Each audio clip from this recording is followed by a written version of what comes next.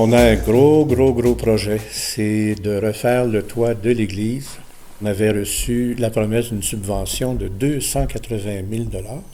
Les estimations de l'architecte, ça pourrait rouler autour de 400 000. Donc, on a un objectif de 120 000. Et aujourd'hui, on voudrait vous présenter la première activité, qui est c'est un concert avec Mme Judith Minier et aussi avec Gaston Potel. Lui, il ne chantera pas, par exemple, mais il va raconter des anecdotes avec Jacques Daviau. Et il va y avoir un montage de photos du vieux Sainte-Julienne. Alors, c'est une soirée rétro. La musique, elle est des années 50 et 60. Madame Minier, c'est une professionnelle de la chanson. Elle a déjà produit plusieurs CD. Elle participe à l'occasion à des célébrations ici à l'église de Sainte-Julienne. Elle est de Repentigny. Alors, on est fiers de vous présenter ce concert pour lequel la FEAS s'est impliquée. Et dans la vente de billets, dans aussi l'accueil des personnes, et vous préparez des surprises qui se dégustent. Oui.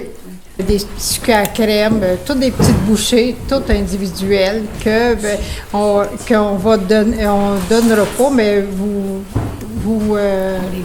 ils vont pouvoir donner quelque chose pour ramasser des fonds. C'est une manière aussi de ramasser des fonds.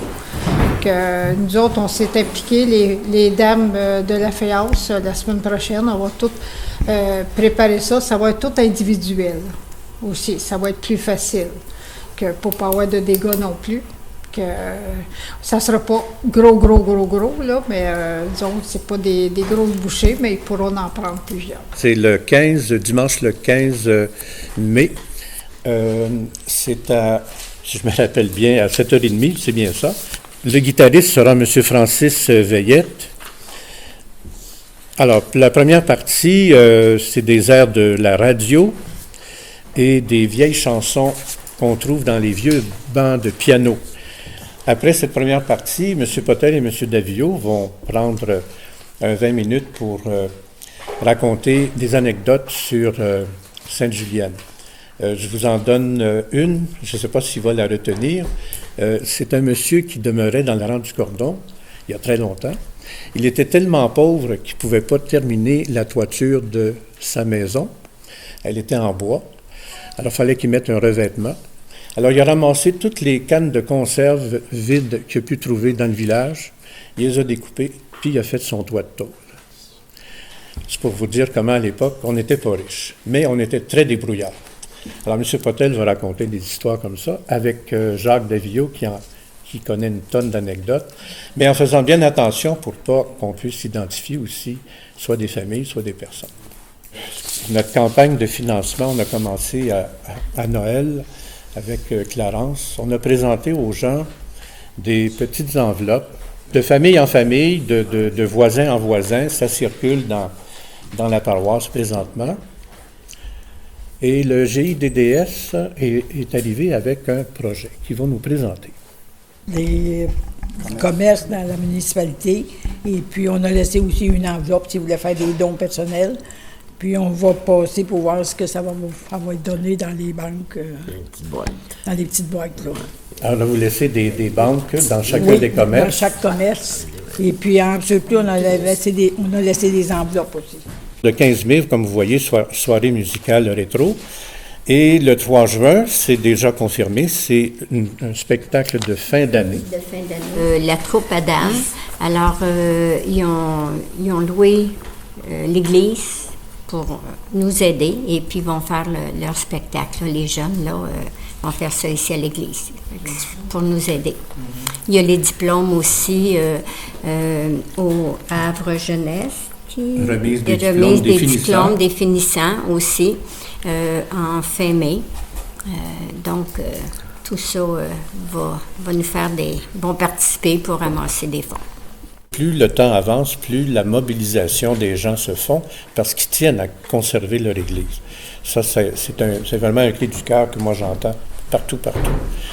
Évidemment, c'est certain que tout le monde n'a pas les mêmes peut-être les mêmes capacités d'organisation que par exemple les Chevaliers de Colomb ou la FEAS. Mais on voit par exemple avec le GIDDS, ils ont une idée formidable qui coûte pas grand-chose puis qui peut rapporter des bons montants. Ensuite, il y a la sollicitation qu'on fait aussi envers des personnes qui sont des donateurs réguliers de l'Église et à qui on s'adresse. C'est Mme Labelle qui a lancé cette idée-là. Les gens qu'on connaît, les gens autour, tout le monde répond. Même des gens qui ont habité Sainte-Julienne, qui ont encore à cœur Sainte-Julienne, ben, ils font des dons. C'est bon. Oui, c'est bon. J'imagine que les députés puis un peu tout le monde a été sollicité aussi. Ça a été sollicité.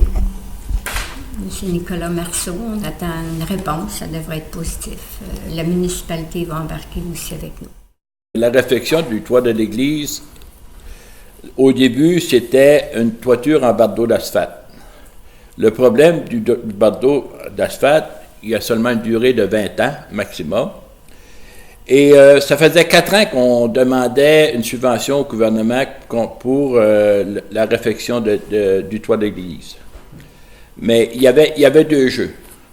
Prenons 120 000 pour faire un toit qu'on n'avait pas le droit de la subvention, qui était en bardeau d'asphalte, que nous aurons obligé de défrayer complètement le coût total qui venait au même prix que qu'est-ce qu'on va mettre à l'heure actuelle.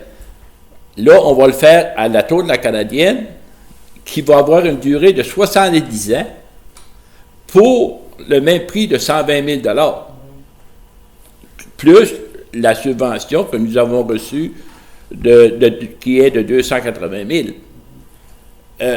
On est gagnant sur toute la ligne. Par contre, moi, j'aimerais dire quand même que dans le moment actuel, l'austérité touche toutes les paroisses à l'heure actuelle.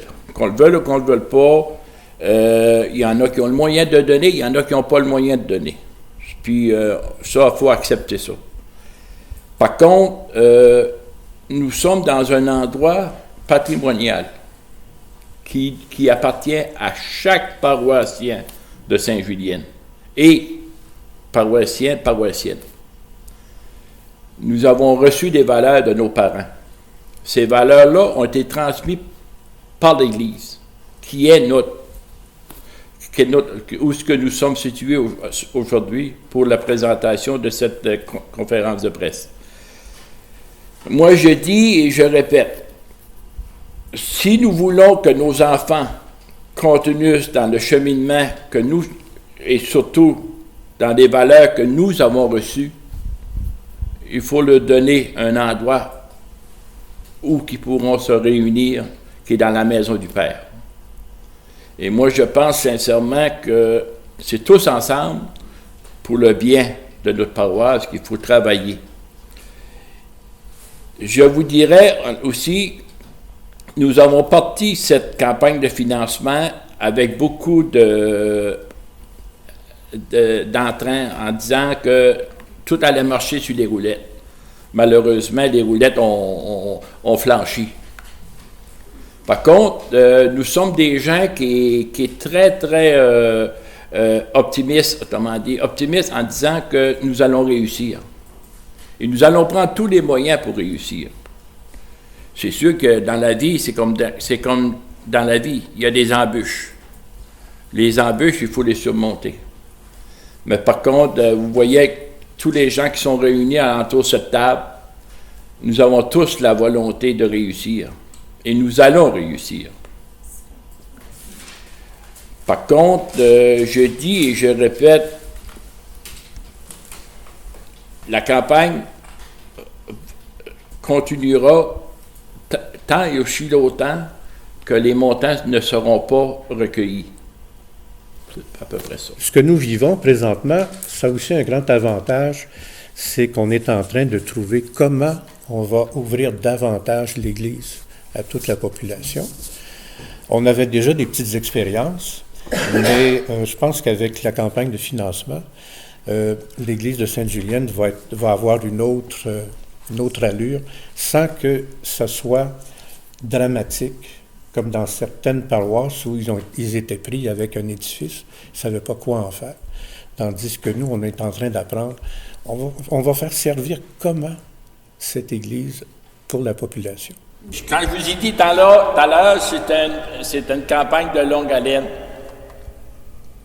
Après, c'est tous les montants par après pour se rendre ici. Lorsque nous aurons rendu à 120 000 $, ici, là,